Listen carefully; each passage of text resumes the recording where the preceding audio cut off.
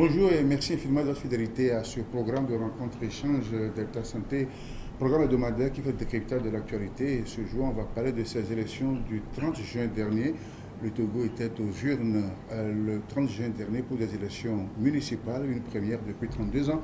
La première fois qu'on a fait ces élections au Togo, ça remonte en 1987, au temps fort du parti unique, le RPT, parti État qui régentait la vie du pays.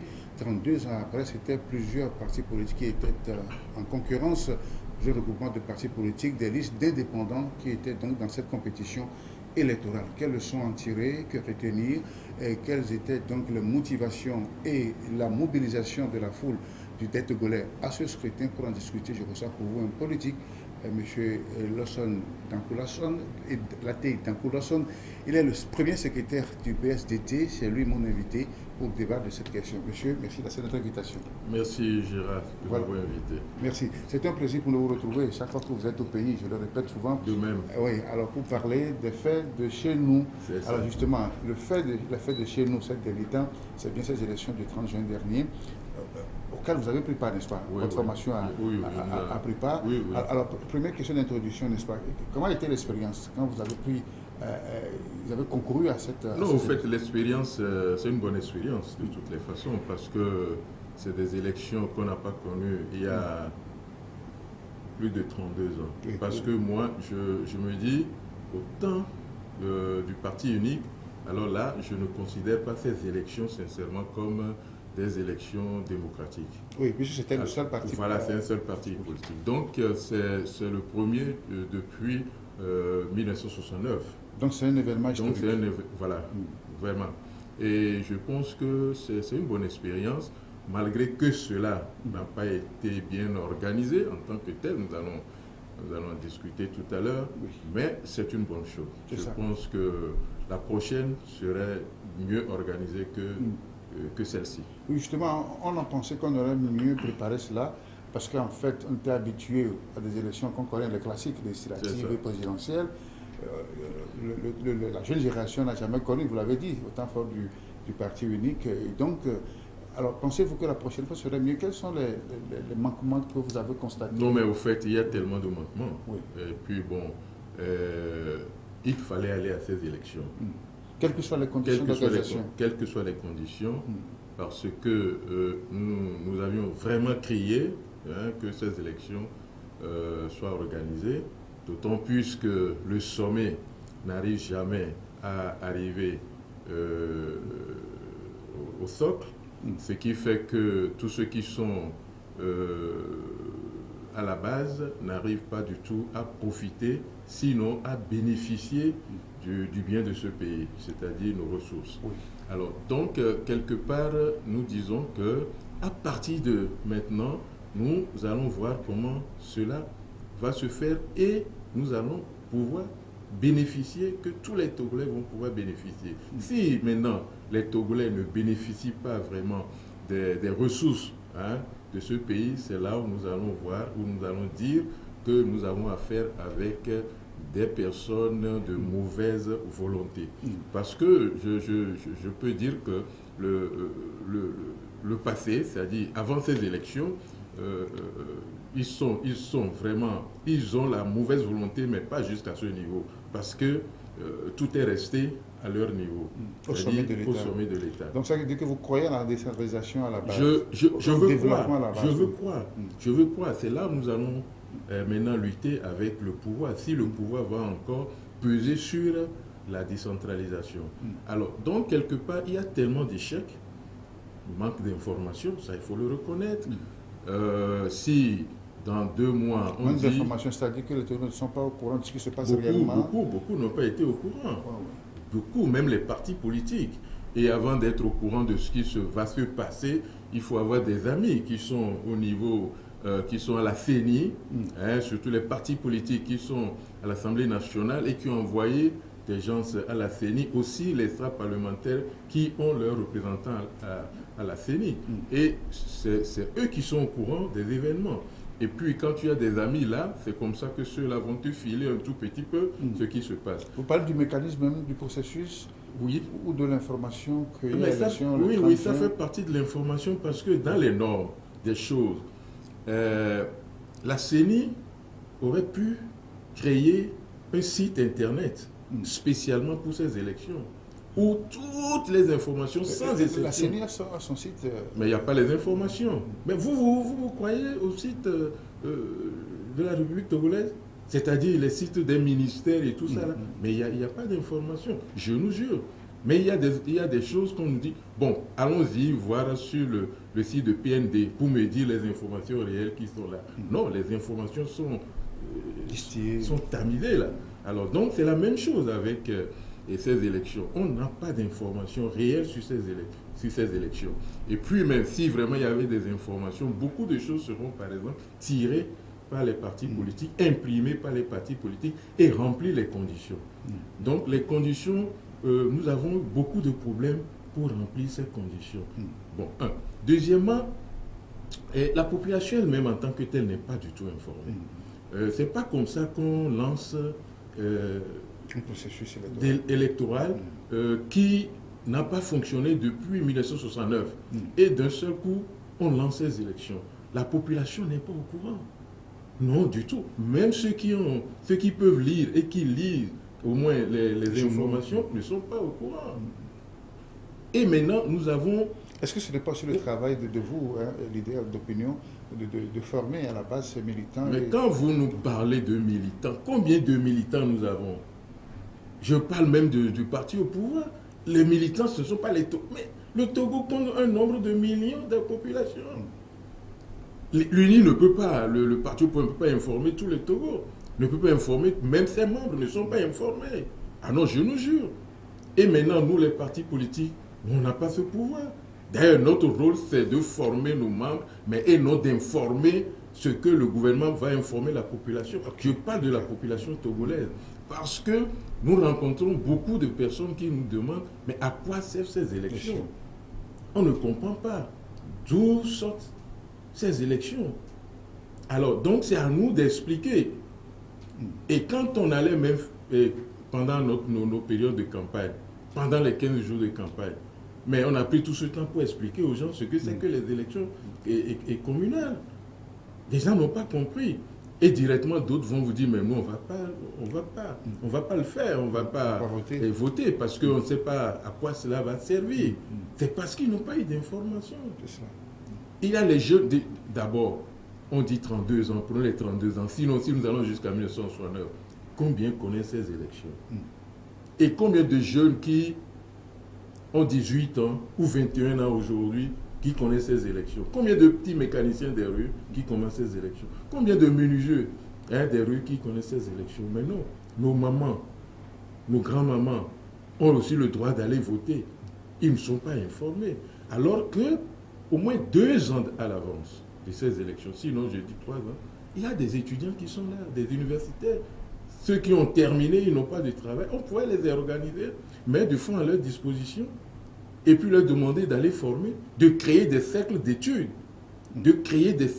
d'information pour informer les élections communales, qui sont des élections précieuses pour une nation, ce que nos amis n'ont pas fait. Alors là, je pense que quelque part, ils n'ont pas l'idée vraiment, sincèrement, d'aider ce pays. Ça, il faut qu'on soit honnête entre nous-mêmes. Je le dis, non pas pour provoquer, mais pour réveiller nos dirigeants. Je veux les réveiller pour leur dire que s'ils ont une volonté, la volonté n'est pas poussée. La volonté n'est pas du tout poussée. S'ils ne peuvent pas faire quelque chose, ou bien ils veulent faire quelque chose, ils peuvent demander aux gens s'il y a des volontaires quand même qui vont les aider à résoudre ces problèmes-là. Donc l'information a manqué vraiment, et les gens n'étaient pas au courant du mécanisme du processus qui est mis en place. Est-ce que c'est ça aussi qui donne raison à certains de continuer pas à boycotter? Non, ça ne leur donne pas raison. C'est ce que nous avions l'habitude. On leur a dit ça. Ça ne vous donne pas raison. Allez voter, sortez voter. Et même pendant... Mais les conditions ne sont pas les meilleures, ne sont pas bonnes, alors à quoi vaut Les conditions ne sont pas, mais il faut aller voter. Voter, c'est quand même un devoir. Un devoir. Il faut aller voter. Et quand tu votes, tu peux maintenant revendiquer. Tu ne votes pas, tu ne laisses pas ta voix. Et tu veux maintenant revendiquer quoi? Qu'est-ce que tu vas dire de ce que tu n'as pas contribué? Une fois que tu n'as pas contribué à quelque chose, tu n'as pas le droit de revendiquer. Oui, sauf que le vote n'est pas obligatoire au Togo. Hein. Non, mais le vote n'est pas obligatoire, je suis d'accord. Mais c'est un devoir. Il faut remplir son devoir. C'est ça qui est important. C'est ça. Bon, maintenant, ce n'est pas parce que c'est mal organisé, ce n'est pas parce qu'on n'a pas compris qu'il ne faut pas voter. Il faut voter parce que nous voulons un changement. Nous crions le changement depuis des années. Eh bien, va voter pour le changement. Vote d'abord pour ce changement. Et quand tu veux voter pour ce changement, j'ai dit dans mes campagnes, et même sur des ondes, votez sanction. Je vais chez les gens, je leur dis votez sanction. Cette fois-ci, nous devons voter sanction. Il ne faut plus voter le pouvoir. Il ne faut plus voter la majorité parlementaire. Parce qu'ils ont déjà le sommet, ils ont le milieu. Il ne faut plus qu'on leur laisse la base. Alors, mais il faut que le peuple comprenne. Mais ça, ce n'est pas fétiche. Est-ce que vous voyez? Alors, donc, si vous refusez d'aller voter, alors, qu'est-ce que nous, on va faire? On ne peut rien faire. Je suis allé jusqu'à dire, votons sanction. Nous sommes en politique. J'ai le droit de le dire. Absolument. Voilà. Mais, votons utile. Votons utile, c'est de voter la majorité opposition au pouvoir. Je ne parle pas de mon parti politique, ni de comment appelle-t-on, de ma coalition qui est allée à ces élections. Alors, moi, je dis l'opposition, parce qu'il va falloir quand même qu'on essaie d'implémenter nos idées, de mettre en pratique ce que nous voulons faire. Nous crions depuis des années dans ce pays que nous voulons un changement. Donnons-nous le changement. Donnez-nous le changement, vous, la population, pour qu'on soit incapable de faire ce changement. Alors, ceux qui n'ont pas fait. C'est ça. Rencontre ici un nouveau numéro, nous parlons des résultats ou des bilans, les leçons à tirer des élections du 30 juin passé. M. Lassane Laurent Tankou est mon invité, il est le premier secrétaire du parti PSDT. Alors vous étiez sur une liste, n'est-ce pas? Vous avez conduit une liste de coalition dans le 1, dans Golfe 1, c'est ça? Dans Golfe 1. C'est ça. Alors comment a été justement l'engouement? Comment vous avez senti, n'est-ce pas, la présence des électeurs de votre base? Oui, je disais tout à l'heure que malgré tout ce qu'on a fait, on a eu quand même à encourager les gens à voter, mais ça n'a pas été le cas. C'est ça. Ça n'a pas été le cas, premièrement, parce qu'il y a... Donc, est-ce vrai qu'il y a un faible taux de participation? La CENI l'estime autour de 60%, est-ce que vous confirmez? Non, mais non, 60%, non. Je pense que la CENI a même réduit ça aujourd'hui à 50%. Et bon, si c'est 50%, c'est bon. Mais moi, je ne vois pas que vraiment il y a un engouement. Parce que d'abord, certains centres de vote ont fermé à 16h. Oui, c'était l'heure officielle, non? Jusqu'à 17h. De 16h jusqu'à 17h. Bon, ils ont fermé à 16h. D'habitude, les gens vont voter les soirs. Donc, certains pensaient...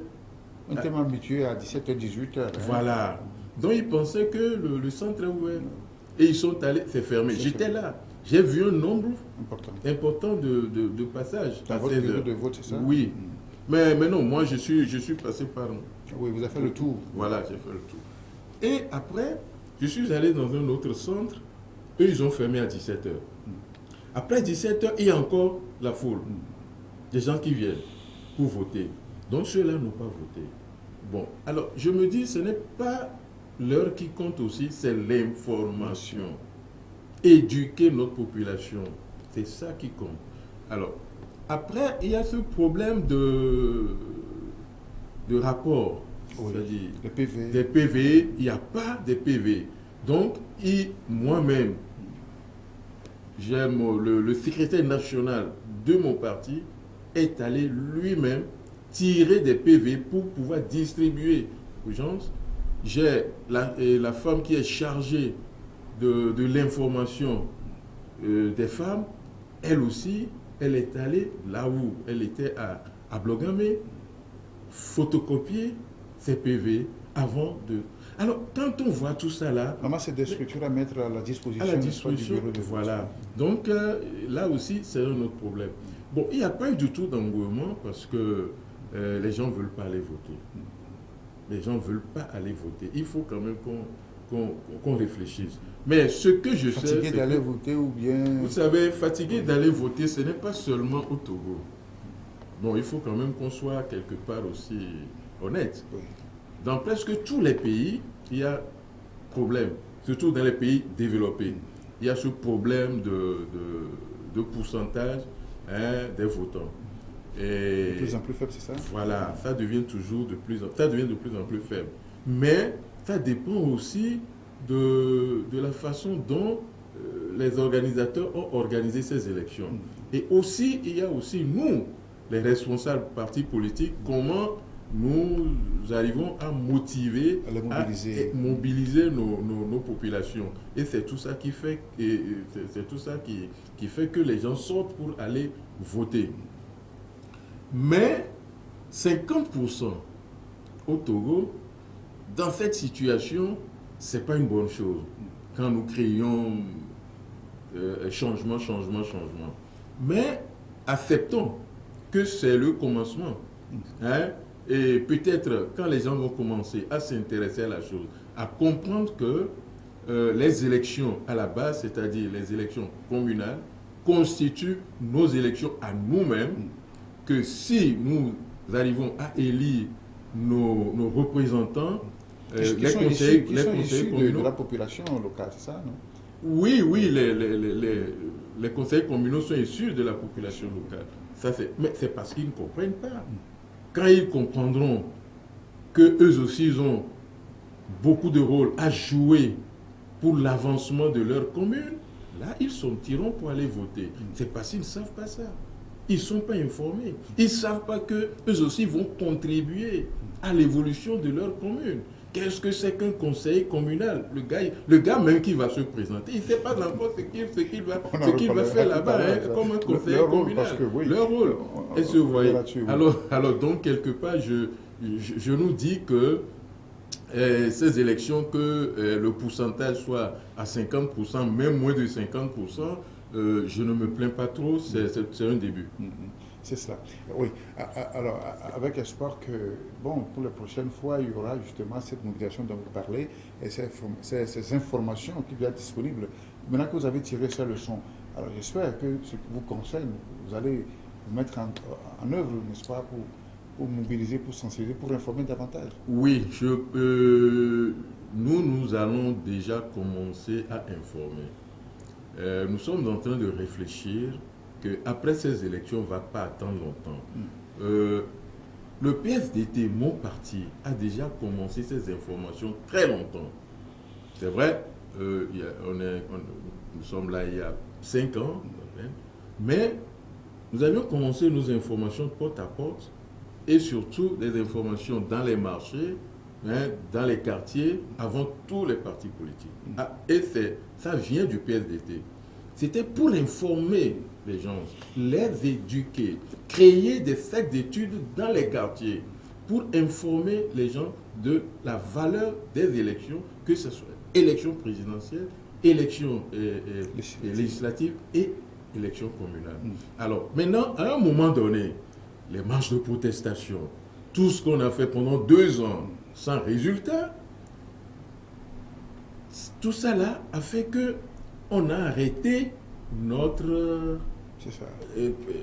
élan, c'est-à-dire voilà, notre politique d'information. Parce que d'autres diront que oui, eux, ils ne sont pas intéressés à nous. Alors donc, pour ne pas avoir de problème, créer un futur problème entre nous, les partis politiques de l'opposition, donc nous avions décidé d'arrêter. Alors maintenant, nous allons commencer très prochainement nous allons reprendre les informations dans les quartiers, dans les maisons, parce que ces élections, nous avons participé à ces élections en indépendant. Sinon, en alliance. Nous avons des associations et le parti politique qui sont associés pour aller à ces élections. Maintenant, d'autres nous posaient la question, mais vous êtes quand même PSDT, pourquoi? Mais vous êtes en train de... On pose la question à nos membres, vous avez quitté le parti ou quoi et tout ça là? Alors maintenant, on a du travail. On va commencer à informer Alors, quelle est tout donc cette cela. stratégie d'être parti politique et de s'associer avec des mouvements de société civile pour aller à Non, l'élection? stratégie, d'abord, c'est que nous avons 2 associations. Et nous avons aussi d'autres amis d'associations avec qui on marchait ensemble. Et à un moment donné, nos membres des autres associations ont demandé aussi d'aller à ces élections. Et ils ne veulent pas aller à ces élections au nom du parti.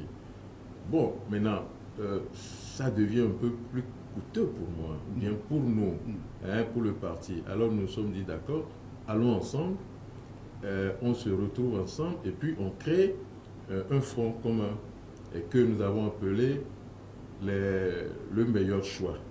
LMC, le meilleur choix. Bon, voilà. Alors maintenant que après ces élections, nous allons reprendre notre bâton de pèlerin et continuer notre marche ensemble, notre marche que nous appelons toujours cavalier seul. Mais nous avions dit, malgré que nous sommes cavaliers seuls, le moment viendra, nous allons coopérer, nous allons collaborer avec des gens. C'est-à-dire, nos collaborations, c'est des collaborations ponctuelles. Voilà.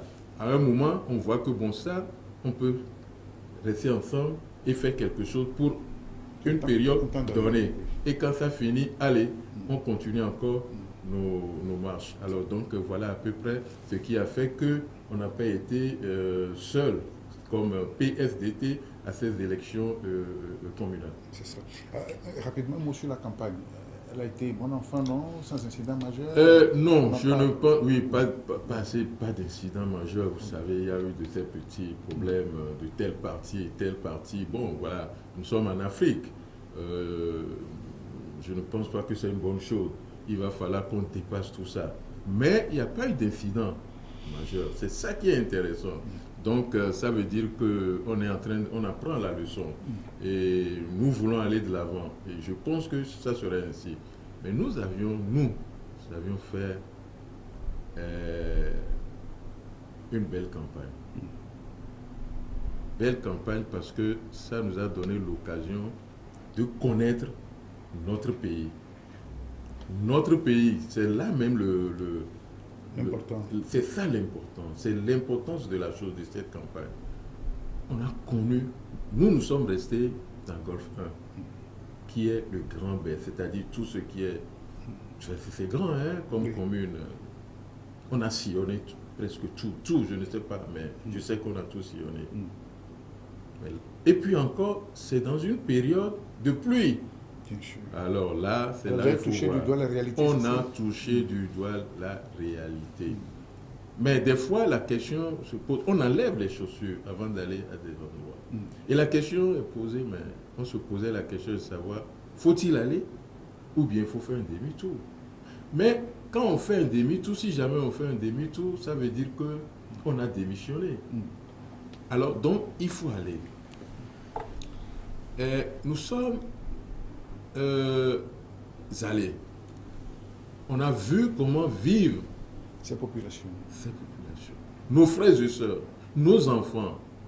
Mais là, pendant que d'autres vivent sur 2 étages, d'autres vivent dans de très belles maisons, mais quand je quitte ma maison et je peux aller voir, et je suis allé voir là où vivent ces gens-là, je dis ça vous interpelle? Non, ça m'interpelle, c'est malheureux. Et c'est d'ailleurs mon engagement. Et c'est ce qui me fait encore que je m'engage plus pour continuer la lutte que je suis en train de mener. Ou sinon, je peux rester chez moi en Suède et revenir comme je veux et repartir comme je veux. Mais ce que j'ai vu à Baie ne me donne pas le courage de ne plus continuer. Quels qu'en soient les problèmes que je vais rencontrer dans le travail que je suis en train de faire, je vais toujours le faire. Parce que les gens souffrent dans ce pays. Les gens souffrent dans ce pays. Mais au même moment, c'est les mêmes personnes qui ne veulent pas aller voter. Ils disent quoi? On est fatigué. On est fatigué. On a trop voté dans ce pays et on n'a rien de retour. Donc, on ne vote pas. Alors, c'est triste, mais continuons. Et le problème, c'est comment remobiliser, comment relancer ces gens. Parce qu'il dit, c'est pas faux, hein, on a trop voté ou souvent voté, mais rien ne change, M. Lawson. Et je pense que nous allons faire notre possible. Nous irons toujours, après nous irons les rencontrer, parler avec eux. Mais Ben n'est pas le Togo. Le problème n'est pas seulement Ben. Le problème est à Kara, au fin fond de Kara. Allez voir comment vivent ces femmes et ces enfants, ces hommes. Le problème est à Tandjoua. Le problème est à Bassa. Le problème est à Saint-Cassé. Donc, si moi je vais m'attaquer seulement à Ben, parce que j'ai vu le problème à Ben, ça ne suffit pas. Il faut que le gouvernement travaille. Le gouvernement doit maintenant travailler. C'est vrai que nous avons la responsabilité maintenant comme des maires élus, des conseillers communaux. Ils ont des responsabilités. C'est vrai. Mais avec quels moyens? C'est ça. Et comment? Jusqu'à un moment, l'État doit mettre sa main dans tout ça. Bien sûr. Mais pas pour imposer. Mais il y a une dotation budgétaire de l'État qui est prévue dans le protocole de décentralisation. Ça c'est normal. Ils vont envoyer de l'argent, ils vont doter les communes. Hein? Mais il ne faut pas qu'ils décident à ces communes ce que ces communes vont faire. C'est ça. Ouais. Là, pensons à cela.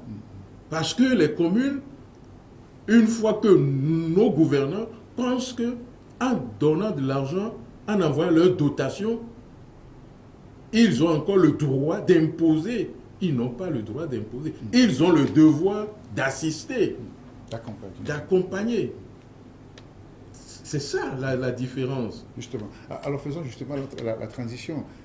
Quel sera alors leur rôle? Alors, après l'euphorie de la campagne, des élections, la CENI va donner bientôt les résultats provisoires, la Constitution va confirmer. Le maire, l'élu local, finalement, quelle est sa responsabilité? Vous en faisiez allusion tout à l'heure. Il faut que l'élu aussi sache ce pourquoi il a demandé le suffrage de sa base. Oui, c'est vrai. Ils ont du travail. Ils ont vraiment à faire. Parce que, d'abord, l'héritage que nos délégations spéciales ont laissé, c'est déplorable. Hein? Ils n'ont rien fait. Il faut dire la chose en tant que... Oui, c'est tout dit. Peut-être ils n'ont rien fait. Non, ils ont fait quelque chose. Ils n'ont rien fait. Vous pensez que doter une commune de 150 millions par an, c'est quoi ça? C'est ce que vous avez donné, c'est ce que Anéva bénéficiait comme... J'ai assisté à cette réunion. Oui. Ah ben j'ai assisté, j'ai critiqué. Je dis 150 millions.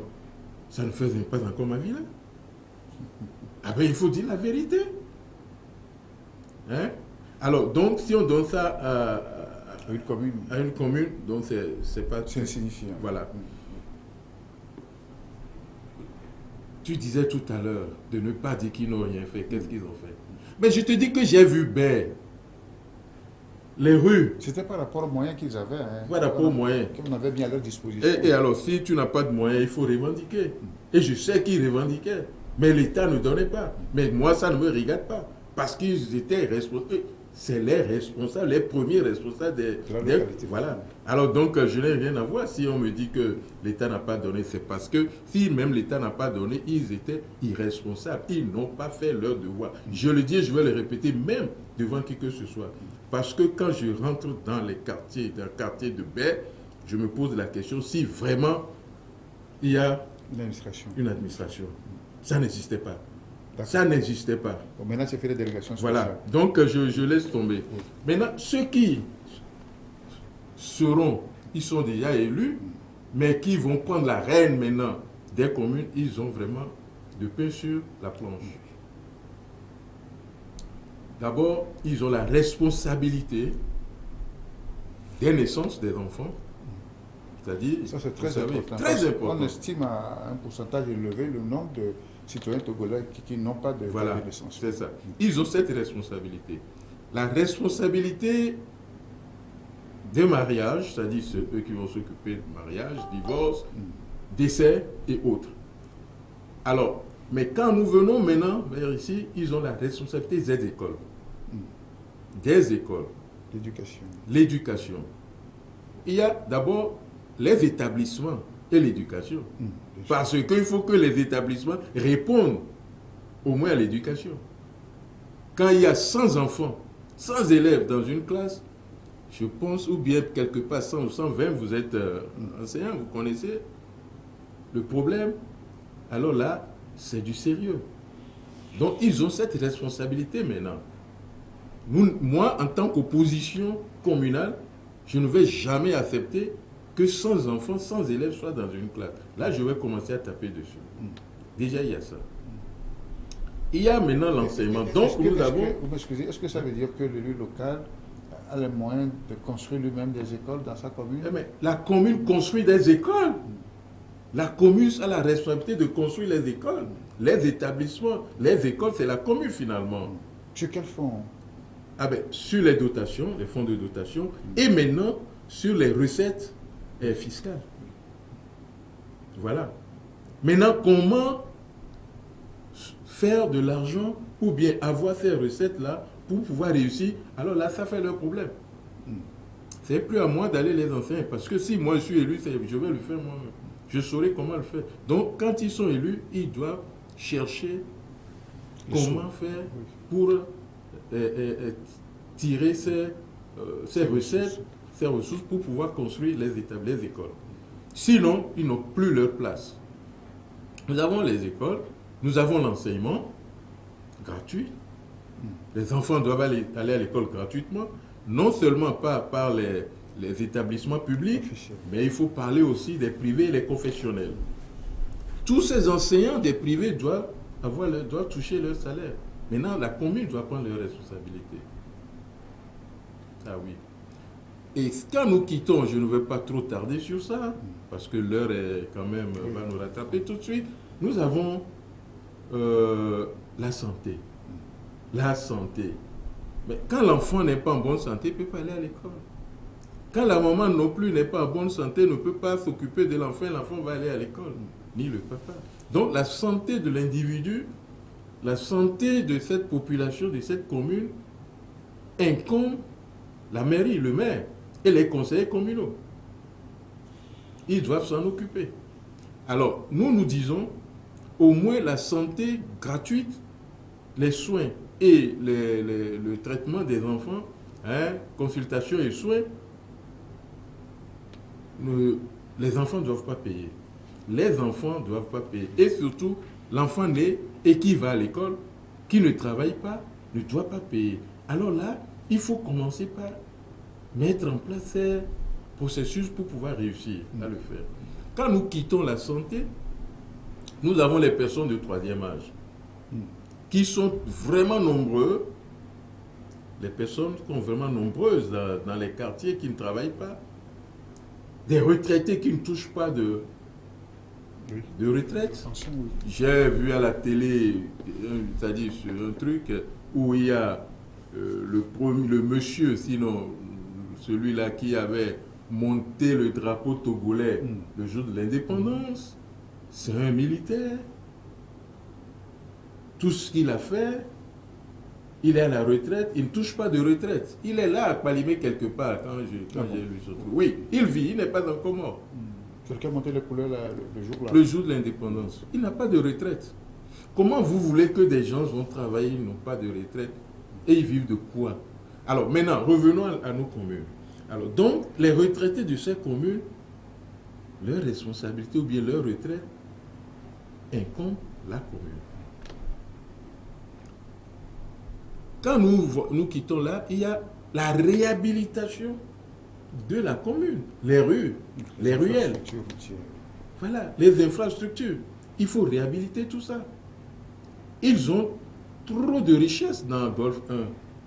Quand nous voyons la lagune de Baie, c'est une richesse. C'est vraiment une richesse qui va amener de l'argent à cette commune. Le maire a du travail. Alors, quand nous voyons cette réhabilitation de la commune, après les routes, nous avons l'électricité. Il y a des quartiers qui n'ont pas d'électricité. Ça n'existe même pas. Il n'y a pas l'eau potable. 3e siècle. il n'y a pas l'eau potable à Baie.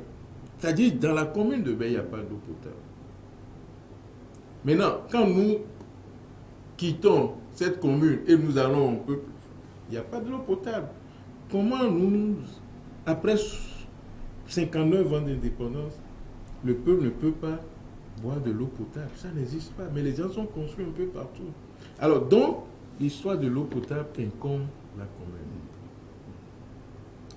Ce qui veut dire que la vie de cette population regarde finalement la commune, regarde finalement les conseils communaux et le maire élu et son adjoint. Ils sont les premiers responsables. Ils sont les premiers responsables. Et l'État, aujourd'hui, n'a plus beaucoup de responsabilités là. L'État a délégué finalement tout, c'est-à-dire la majorité de ses responsabilités à nos communes. Quitte à maintenant à ces responsables des communes prennent leurs responsabilités et remplissent leurs devoirs. C'est important. C'est ça. Donc, ce n'est pas une histoire d'aller se reposer parce qu'on a entendu dire dans l'opinion publique, bon, je vais être conseiller municipal, élu local, je vais gagner ma vie aussi à partir de là. Oui, c'est bien beau d'être conseiller municipal. C'est vrai, c'est intéressant, mais ce n'est pas facile, on ne dort pas. Je leur conseille, je tiens à leur dire qu'il ne faut pas dormir. Je ne sais pas comment ça va fonctionner, mais c'est des gens qui vont beaucoup lire, rentrer dans les dossiers, parce que vous s'informez et traiter les dossiers, faire des propositions. Puisque moi, j'ai été. Et je sais comment j'ai travaillé. Alors, en tant que conseil communal, on vous envoie des dossiers, des pages de dossiers. On va parler par exemple du plan de Baie pour reconstruire Baie, pour réhabiliter Baie. Mais c'est le devoir des conseillers de rentrer dans ces dossiers, de savoir lire un plan, de savoir faire le calcul 1 plus 2 plus 3 et maintenant de savoir dire qu'ici ce n'est pas bon, on n'a qu'à faire ça ici, si on fait ça là, on doit... Alors tout ça c'est le travail des conseillers communaux. Alors c'est pas facile. C'est pas facile. Et la commune aujourd'hui est comme le pays. C'est un pays à part. En miniature. Voilà. Est-ce que vous voyez? Et le maire est un président de la commune. Et ce que moi j'ai appris et ce que j'ai fait, c'est que il y a le maire qui est le président de la commune. Il y a maintenant le président du conseil communal.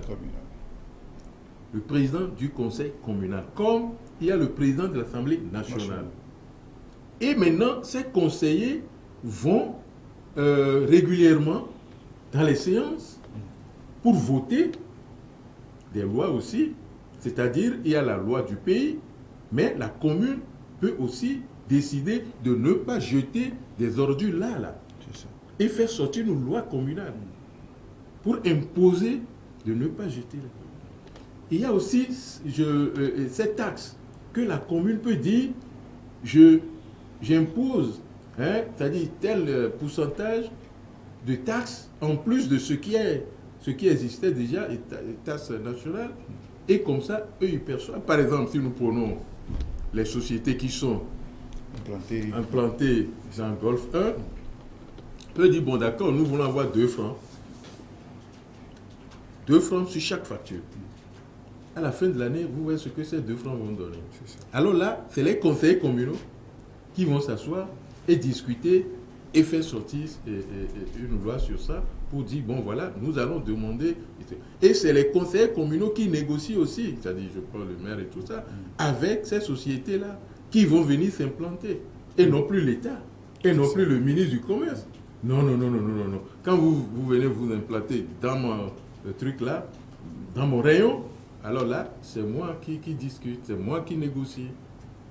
C'est moi qui discute, c'est moi qui négocie. Et les retombées économiques rentrent dans les caisses les retombées rentrent dans les caisses de la commune. Mais il y a un pourcentage qui doit retourner à l'État. Et ce sont ces pourcentages que l'État va redistribuer maintenant sur toutes les communes. parce que l'État perçoit des recettes un peu partout pour maintenant distribuer aux autres. Alors, là, je dis, c'est un pays maintenant, la commune. Mais ici, je ne vois pas notre procédure, dans notre procédure, il y a le président, c'est-à-dire le responsable de ces conseils communaux. Malheureusement, c'est seulement le maire et les trucs. Alors, donc, le maire va jouer deux rôles.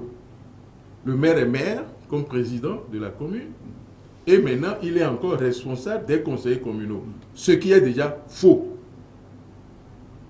Ce qui est déjà faux. Qui n'est pas normal. Ce qui n'est pas... C'est-à-dire, dans les normes, si nous voulons vraiment suivre l'organigramme d'une commune, c'est pas normal. C'est pas normal qu'il va avoir toutes ses responsabilités. Il faut revoir ça là. Que les conseillers communaux doivent avoir leur responsable qui est comme un président de l'Assemblée nationale. Voilà. Et maintenant. Et en plus, ces conseillers communaux ne vont pas travailler seulement s'ils sont 8, s'ils sont 12, et ils vont se dire que, mais non.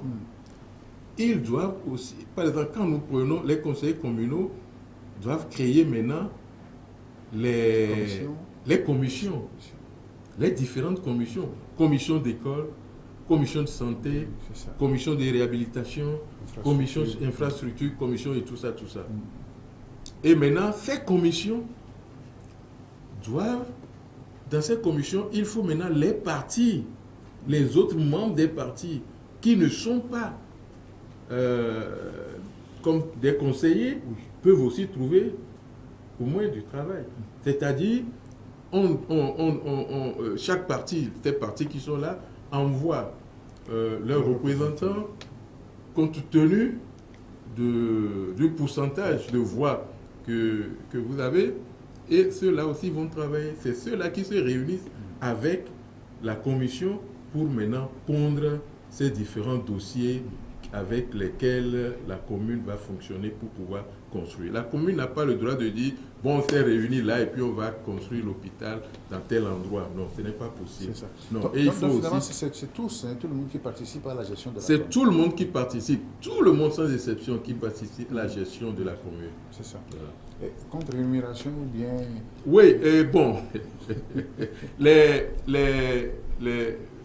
ceux-là qui travaillent dans les commissions, avec les conseillers communaux, des partis, ils doivent percevoir quelque chose. C'est ça. Parce qu'ils prennent leur temps pour réfléchir, pour travailler. Si je ne sais pas, je le dis tout simplement, si c'est 2000 francs par séance, le gars sait que bon, quand il quitte sa maison, sa femme et ses enfants, et il va rester quelque part pour travailler, pour réfléchir, bon, au moins il revient à la maison à la fin du mois, s'il lui revient peut-être 8 000, 10 000, 12 000, il sait qu'il reçoit quelque chose. Ce n'est pas gratuit.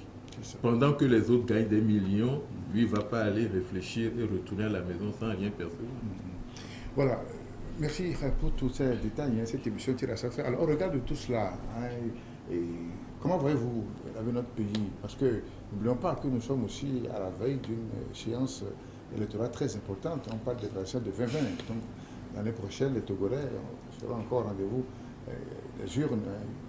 Alors, qu'est-ce que ces élections locales présagent par rapport à ce qui va se passer en 2020? Oui, c'est pour cela que pendant toute ma campagne, avant la campagne, pendant toute ma campagne et jusqu'à ce jour, je le dirais, j'avais demandé qu'on vote sanction.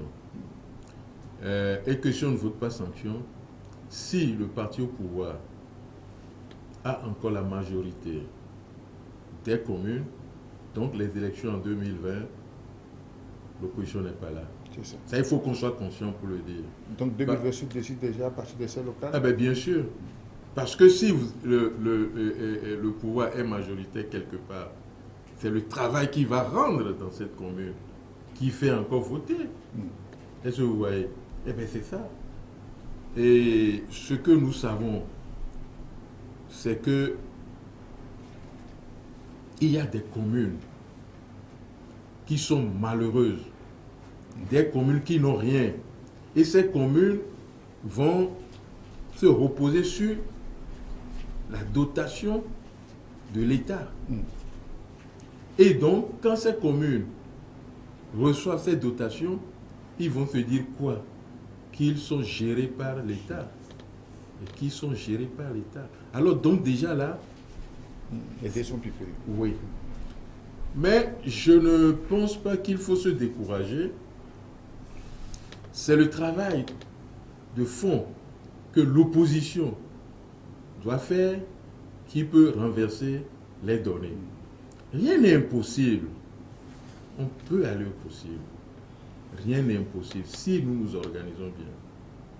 Alors, c'est pour cela que je reviens pour nous dire, je ne veux pas dire que si le pouvoir gagne, que c'est malheureux, que le pays devient malheureux ou bien. Non, je ne veux pas aller jusque-là. C'est ça. Mais seulement ne laissons pas l'occasion encore à la majorité de prendre le pouvoir.